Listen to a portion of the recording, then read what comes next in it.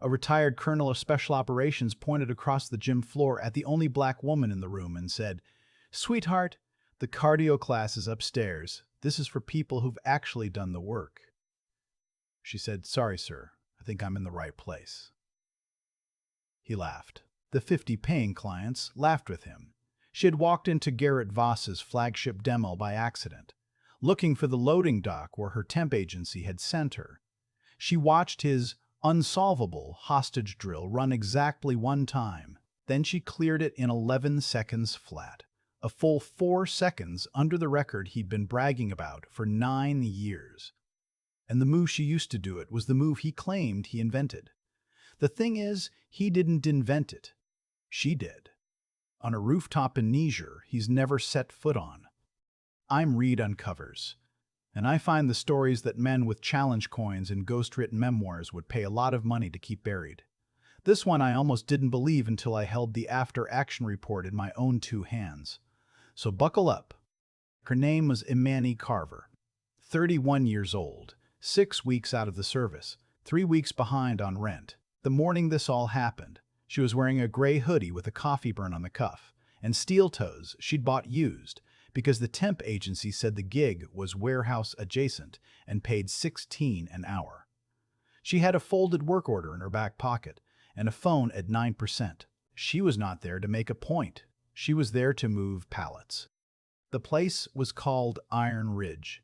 If you've ever scrolled past one of those slick tactical training ads at 2 in the morning, the slow-motion door breaches, the orange-tinted color grade, the voice that sounds like gravel gargling whiskey, that was Iron Ridge. Garrett Voss built it, 53 years old, silver crew cut, forearms like bridge cable, a handshake he practiced. He'd been on 3 cable news panels and 1 streaming docuseries. He sold a course called the Voss Method for $1,900 a head, and that morning there were 50 heads in folding chairs, plus a row of men in quarter-zip pullovers along the back wall who turned out to be the reason the cameras were rolling.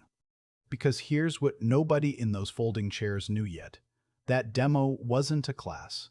It was an audition. There was a federal contract on the table, $18 million to run close protection training for a 3-letter agency, and the man deciding it was sitting front row center with a legal pad. Voss had one job that morning. Look like the legend his website said he was. The live stream was running to 40,000 subscribers. A defense reporter named Marisol Reyes was in the second row with a recorder doing a profile piece she'd been chasing for 2 months. Everything was set. Everything was his. Now let me tell you about Imani, because the temp agency sure didn't. She grew up in Gary, Indiana, in a house where the heat worked in 2 of the 4 rooms. Her dad left when she was 6. Her mom worked nights at a distribution center and died of a stroke at the loading bay when Imani was 14. And after that, it was a cousin's couch, then a group home, then a recruiter's office because the recruiter was the only adult who looked her in the eye and said, "You instead of you people." She enlisted at 18. And somewhere in basic, a drill sergeant noticed the thing about her that would change rooms for the rest of her life. She could read space. I don't know how else to say it. Some people hear a melody and know where it's going before the next note lands.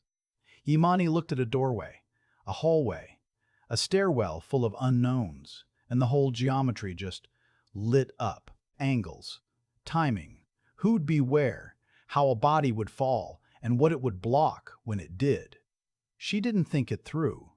She saw it, the way you see that a stranger across a bus is about to sneeze. She thought everybody's brain did that. It took her years to learn it didn't. She went where the work was. 2 deployments with a Special Operations Task Force, attached as a breacher and assault specialist, because she was small and fast and could fit through a window gap that grown men got stuck in. She has a folder of commendations she's never shown anyone. She has one mission. She doesn't talk about it all. We'll get there. So, Iron Ridge, 9:40 in the morning. Imani pushes through a side door looking for the loading dock and walks straight into the back of the demo floor instead. 50 people in chairs. A mock-up kill house of plywood and foam in the center under the lights. Boss mid-sentence, mid-strut, mid-myth, and he stops because a woman in a coffee-stained hoodie with a temp badge clipped to her collar has just wandered into his shot. "Can I help you?" he said, in the voice men use when they mean the opposite. "Sorry, looking for the loading dock. Wrong door." Clearly, he turned to his clients with a little showman's smile. "Cardio's upstairs, sweetheart. This is the advanced course. People who've actually been outside the wire." And then, because she hadn't moved fast enough for him, he added the line that the back row of quarter zips chuckled at and that 40,000 people heard live. "We don't hand out participation trophies in here. Doors behind you." She said, "Yes, sir, my mistake." And she started to turn around. And that should have been it. That's the part that gets me, honestly. By every rule of that room, the moment was already over. She had a dock to find and a rent check to make. All she had to do was walk back out the door she came in. But her eyes drifted past him to the kill house, to the run he'd just finished setting up. And for about 4 seconds, she went still. Here's what nobody in that room understood. To Voss, that mock-up was a stage. To his clients, it was a magic trick. To Imani, it was a sentence with a typo in it. The entry point he'd taped off. The angle he'd had his assistant chalk on the floor. The fatal funnel he was about to lecture them about for the next 20 minutes. It was wrong. Not wrong like a difference of opinion. Wrong like he was sending a man into a doorway that a real shooter could cover with his eyes closed. She saw it the way you see a misspelled word on a billboard. You can't unsee it. And in the same 4 seconds, on her way to seeing the mistake, she saw the fix. One change of approach, one beat of timing, and the whole room flipped from a death trap into a clean entry. She didn't mean to say anything. She really didn't. She muttered it, half to herself, the way you mutter when you finally get a crossword clue. That entry's backwards. He'd never clear that corner. It wasn't loud. It wasn't for him. But the room had gone quiet for her exit, and the mic on Voss's collar caught it, and 40,000 people heard it. Voss turned around slow. "I'm sorry," he said, with the warmth he used right before he took someone apart. "Did the temp have a note on my methodology?" "No, sir. Like I said, wrong room." "No, no. Don't be shy now." He swept his hand toward the kill house, theatrical, generous, a trap dressed up as an invitation. "Floor's yours. The temp's going to teach the Voss method. Front and center." The quarter zips laughed on cue. He'd done this before. I checked, and he had, twice, both times to men who dared to ask a real question in a paid seminar. Both times he'd run them out of the room. He didn't see a pattern in who he picked. He saw standards. Imani stood in the doorway with the work order crumpled in her back pocket and felt something old wake up in her chest. The recruiter who'd been surprised she could do a pull-up. The team sergeant who'd had her run the same qualification twice just to be sure. Every gentle, smiling hand that had ever turned her toward a smaller version of her own life. She thought about leaving. Most people would have left. She didn't leave. She started walking down the center aisle. 50 heads turned. Her steel toes were loud on the rubber floor, and that was the only sound in the building. She walked past the clients. She walked past Marisol Reyes, who had stopped writing and started recording video. She walked past a young instructor named Kayla Nguyen, standing along the wall, who Voss had told privately the week before that her whole future at Iron Ridge depended on her keeping her mouth shut during demos. She walked up to the edge of the kill house and stopped, and looked at the taped entry for 2 more seconds, and gave a small, tired nod to herself. The room held its breath. "You taped your stack on the wrong side of the hinge," she said. "Your number 1's silhouetted against the window the second he crosses. Anybody inside with a long gun drops him before his boot's through. You're not breaching a room, you're feeding it." You ever watch a man's face try to stay still while everything underneath it moves? That was Voss. He kept the smile. The smile cost him everything he had. "Identifying a flaw," he said, "is the easiest thing in the world. Any keyboard warrior can stand at the back and say no. You want to teach a room? Show me. You run the house. My time to beat is 15 seconds. Clean, every target, no flags." He spread his hands. or you can go find that loading dock. He thought he was closing a door. What he didn't know, what nobody in that building knew except one man who wasn't there yet, was that the door had been open for 9 years. The Voss method signature move, the rooftop entry technique that he'd named after himself and put on the cover of his book, the one he claimed he developed under fire in Niger in 2016. Voss had never been on that rooftop. He'd been in the command tent 200 meters back, the person who'd actually invented that entry, in the dark, improvising with a 14-year-old hostage behind a door, and no time to think, was standing in front of him now in a coffee-stained hoodie. To him, there was no clean way she could run his house faster than him. To him, it was impossible. He had no idea. "Sir," she said, "I'd rather not." "Of course you wouldn't." "It's not that." She looked at the kill house, then back at him, and her voice stayed flat and even. "I run it. Somebody's going to ask me where I learned it. And then we're going to have a different conversation than the one you want to have in front of these people." The room shifted. You could feel it. A few of the quarter zips glanced at each other. The man in the front row with a legal pad, the contract guy, set his pen down. "Okay, I gotta jump in here for a second because I want you to catch what just happened." A broke temp in borrowed boots looked a man with a streaming docu-series dead in the eye and basically told him, "I will run your drill, but it's gonna cost you your whole career, so think real hard about whether you want me to." And she said it calm. She said it like she was warning him, not threatening him. That right there. That's the moment the room turned, even if half of them didn't know it yet. The rest of this was just him refusing to read it. Because here's what Voss did instead of backing off. He moved the goalposts. "You know what," he said, suddenly all reasonable, "this isn't a circus. We have protocols. Liability. You're not certified on this floor. You're not insured. I can't have an untrained civilian running a live drill. That's a safety issue. We're going to move on with the program." He turned toward the camera operator at the back. "Cut the stream. We'll resume the curriculum portion in 5. The camera kid hesitated. He looked at his supervisor by the door, a heavy-set guy named Frank Delgado who ran Iron Ridge's front desk and equipment cage, a Gulf War vet who'd been told to babysit the live stream and had been watching the last 10 minutes with his arms crossed and his jaw tight. Frank gave the smallest shake of his head you ever saw. The kid didn't cut the feed. And from the second row, Marisol Reyes stood up and said, loud and clear, "For the record, Defense Quarterly is recording independently. Cutting your stream won't cut mine." Boss's neck went a shade of red. I can only describe as cornered. "Frank," he said, "walk her out. She wandered far enough." Frank Delgado uncrossed his arms. He didn't move toward Imani.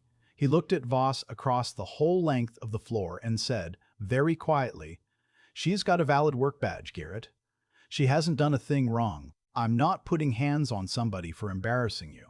Then he looked at Imani, and something passed over his face. Not recognition exactly, but the way one tired person recognizes another. 22 years I worked ranges," he said, "to nobody, to the room. I know the difference between somebody talking and somebody who's done it. She's the second one." Somebody clapped, just once. Then somebody else. Then about a dozen people in the back rows, half embarrassed at themselves. Boss's jaw flexed. "Fine," he said. "She wants to run it. She runs it under verification. 2 of my senior instructors call every flag, every breach point, every shot. 1 objection, and she's done. And the result gets reviewed by my staff over the next 30 days before anybody calls it anything." He pointed at 2 instructors along the wall. "Rise, Tran, you're verifying." 30 days. You hear that? She could run the house in 11 seconds. He wanted 30 days. He needed time to get ahead of whatever was about to happen, to call lawyers, to pull the live stream archive, to control the story before anyone looked too closely at a certain rooftop in a certain country. And now is when the side door opened, and a man in a flannel shirt and a back brace walked in like he'd driven 3 hours, which he had. His name was Eli Marsh, 44, walked with a limp, ran a hardware store outside Bakersfield now. 9 years ago, he'd been a teen medic, And he'd spent the last 2 of those years answering Imani's texts about whether she was crazy or whether the things she remembered actually happened the way she remembered it. He'd seen the live stream notification on his phone that morning. He'd seen Voss's face. He'd seen the back of a woman in a gray hoodie walking up an aisle, and he'd known her by the way she walked before he could even see her face. And he'd gotten in his truck. He had a manila envelope under his arm. He didn't open it yet. He just sat down in the back row, next to Frank, and folded his hands and waited. Voss didn't see him come in. Voss was busy. Voss had a contract to save. And one more thing, Voss said. Whoever this is, whatever she does, it doesn't mean anything. Anybody can get lucky on one run. The method is about thousands of reps, about discipline. You don't earn this. He tapped the embroidered Iron Ridge logo on his chest in 11 seconds. Imani looked at the kill house. She looked at the chalk line on the floor, the one drawn wrong. She looked at Voss, who was smiling that thin, tight, "I've already won" smile. And she stepped away from the house. She turned around. She picked her way back up the aisle, past the clients, toward the door. You think she's leaving again, don't you? So did everybody in that room. So did I, the first time I heard it. She made it 5 rows up. Then she stopped, at the row where Kaylin Wynn was standing against the wall trying to make herself small, and she said something to her. Low, just the 2 of them. That I didn't get on the audio. Kayla's eyes went wide, and then a voice came from the back of the room. Old, slow, final, and everything stopped. That entry is not the Voss method. Heads turned. Walking down the side of the floor, leaning on a cane, was a woman maybe 70 years old, in a charcoal blazer, white hair cropped short. Half the senior people in that building stood up the second they saw her, on reflex, the way you stand when the room changes rank. Her name was Ada Whitfield. Colonel Ada Whitfield, retired. And if you don't know that name, the people who run special operations in this country do. She'd been in the command element on more missions than Voss had read about. She'd been invited to Iron Ridge that morning, as an honored guest, a name for the brochure. She'd been sitting quietly in the front row the entire time. She did not raise her voice. I sat in a tactical operations center in 2016, she said, and I watched that exact entry come up a video feed in real time, improvised, under fire, by a 22-year-old assault specialist who was never named in the after-action report because somebody senior to her decided her name wasn't worth the ink. She looked at Voss. She let it sit. I have wondered for 9 years why your book has my breacher's rooftop in it and not her name.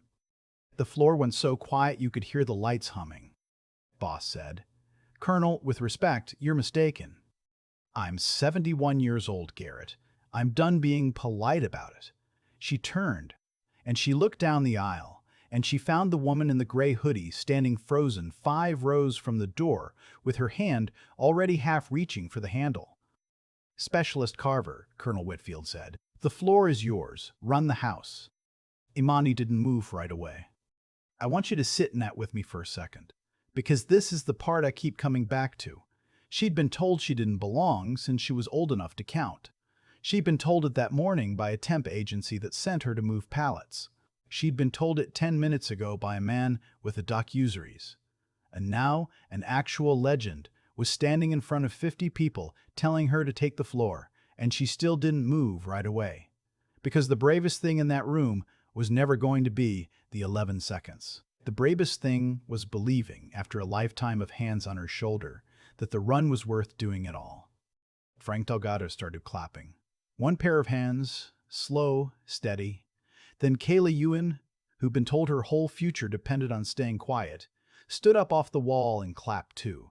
And this time she did not sit back down. Then the back rows, then the middle. Not a roar, just a steady, patient sound that wasn't for a performance. It was for a person. Imani let go of the door handle. She turned around. She walked back down the aisle. She stopped at the edge of the kill house, and she did something nobody expected. She crouched down, and with the side of her boot, she wiped out Voss's chalk line on the floor. Then she stood up. I'm not running your entry, she said. I'm running mine. She didn't gear up. No vest, no helmet, no $1,900 course. She picked up the blue training pistol off the prop table, press-checked it out of pure habit, and walked to the opposite side of the doorway from where the tape was, the side where the window wouldn't silhouette her. She breathed once. And then I want you to understand that the thing that took her 4 seconds to see, it took her 11 seconds to do. And most people in that room never fully understood what they were looking at. Only that it was different, only that it was right. She didn't blast in. She flowed, low, off the wall, cutting the corner Voss had told her was impossible to cut, putting 2 on the first phone target before it could have put 1 on her, pivoting on a beat that nobody had taught her, because she'd invented it on a real rooftop, with a real child screaming behind a real door. 3 rooms, 6 targets, no flags, no hostage foam touched. The timer on the wall read 11 seconds when she set the blue gun down on the table. The room did not breathe for a full 5 count. You could hear the lights. You could hear a phone buzzing in somebody's bag. Then Tran, one of Voss's own hand-picked verifiers, the man who'd been told to call a flag on anything, walked slowly up to the kill house, looked at the foam targets, looked at the angles, looked at where she'd entered, and turned around with a face the color of paper. "Garrett," he said. His voice cracked on the second syllable. "There's no flag. It's clean. It's—" He stopped. "I've been teaching the entry on the wrong side of that hinge for 3 years because that's how the manual draws it. She ran it the way it should have been drawn the whole time." Boss said, fast, "It's 1 run. 1 run doesn't prove anything." "It's not 1 run," said Eli Marsh from the back. And he stood up with his limp and his back brace and his manila envelope, and he walked down to the front of that floor, and 40,000 people watched him do it. "My name's Eli Marsh. I was the teen medic on the Marathi rescue October 2016. 9 hostages, including 2 kids. The breach they got us in, the one that's on the cover of this man's book, the one he named after himself and sells for $1,900. I watched her invent it in the dark with my own eyes." He held up the envelope. "This is the unredacted after-action report. Specialist Imani Carver, lead breacher, decorated for valor, a silver star that got downgraded and reassigned in the paperwork while she was still deployed and couldn't fight it. I've been carrying a copy of this for 9 years, waiting for somebody to ask. I sent the originals to Defense Quarterly and the Inspector General's office 20 minutes ago, from the parking lot, the second I saw whose floor she was standing on." He set the envelope on the prop table next to the blue training gun. "I didn't drive 3 hours to ruin you, Garrett," he said, quieter now. "I drove 3 hours because I wanted to see if you'd do it again. To another one. To somebody with even less in her pocket than she had back then." He looked at the room. He did. So now everybody knows. Boss did not sit in the front row anymore. He moved, without seeming to decide to a folding chair near the back, a chair that wasn't his. The man with the legal pad, the contract, quietly slid the pad into his bag and did not write another word. Colonel Whitfield walked up onto the floor. She picked up the after-action report. She read the first page. She had been in the room when it was filed. She looked at it for a long time, the way you look at something you should have fixed 9 years ago, and didn't. "It's correct," she said. "Every word. I'll testify to it. And here's where I have to be honest with you, the way I always am. I went looking for this story because it made me angry, and it made me angry for a selfish reason. A long time ago, I was in a room, different kind of room, doesn't matter, where I had the right answer, and a man in an expensive shirt talked over me until the moment passed. And I let him, and I walked home that night promising myself I'd never let it happen again. Spoiler, it happened again. Twice. So when I heard there was a woman in a coffee-stained hoodie who walked up an aisle she'd been ordered out of and did the thing I never could, I had to dig. Not because she's me, because she's the version of me that didn't flinch. The hashtag started in under an hour. Number 11 seconds. By midnight, the clip had 8 million views. The same 11 seconds. Over and over, a broke temp in borrowed boots flowing through a doorway. A legend said couldn't be done. By morning, it was 50 million. By 48 hours, the documentaries had been pulled. The publisher had paused the 11th printing of the book. The federal contract had gone to a different firm, and Iron Ridge had indefinitely postponed all classes pending what their lawyers called a review. Other things happened too, smaller things, the kind that don't trend but change the shape of the world a little. Two more former operators came forward about reports Voss had put his name on. Khaled Wynn quit Iron Ridge the next day and got hired to run training at a women's veteran nonprofit, and she said in her resignation email, which she read out loud on her own live stream, hands shaking, that the bravest thing she ever did was stand up off a wall she'd been told to hold up. Frank Delgado got 100 messages from strangers calling him the best part of the whole video, and he answered everyone with the same line: "I just didn't put my hands on somebody who didn't earn it." Voss put out a statement that afternoon, 4 sentences run through a lawyer, full of words like recollection and mischaracterization and the fog of those events. It admitted nothing and apologized for nothing. It was the most expensive paragraph he ever paid for, and it changed exactly nothing about what he'd done, and it'll be on the internet forever. But that's not the part of this I called you here for. The part I keep is the morning after. Imani Carver took the bus, the same bus she always took. Earbuds in, hood up, the after-action report folded in her bag because Eli had given her the copy and she'd never actually been allowed to read the unredacted version of her own mission. She read it on the bus, line by line, checking it against her own memory. And Eli told me this himself, she didn't trust other people's word for what she'd done. Even when the word was nice. Even when the word was hers. A woman across the aisle recognized her from the clip, started to say something, stopped, just nodded instead. Imani nodded back. That was the whole conversation. It was enough. She still had the temp gig, technically. She actually showed up to the loading dock that afternoon because she'd taken the job and she didn't like leaving things half-finished, and because rent was still rent. The dock supervisor recognized her halfway through the shift and didn't know what to do with himself. She moved the pallets. She clocked out at 5. By the end of the week, Colonel Whitfield had made 3 calls, and Imani had a standing offer to help build a tactical curriculum from the ground up, a real one, with her name on it this time, in ink on the cover. She asked for 2 days to think about it. She'd promised the temp agency 2 weeks, and she didn't like leaving things half-finished. 6 months later, they republished the breach manual. New diagram drawn on the correct side of the hinge. The technique had a new name in it. Not Voss, not Carver either. She'd refused to put her own name on it. She'd called it something plain, something about the angle, because she said the move was never supposed to be about a person. The acknowledgments thanked Eli Marsh, Ada Whitfield, and a front desk man named Frank Delgado. Garrett Voss's name was not in the book, but then Garrett Voss's name wasn't on much of anything. At about a year out, they asked her to speak. A room full of teenage girls from a junior ROTC program. The kind of kids who get told what they can't be before they're old enough to spell it. She wore the same gray hoodie. The coffee burn was still on the cuff. She didn't bring slides. "People keep asking me how I beat his record in 11 seconds, she told them. "I want to tell you the truth because everybody's been lying to you your whole life and I'm tired of it. I didn't beat it in 11 seconds. I saw it in 4.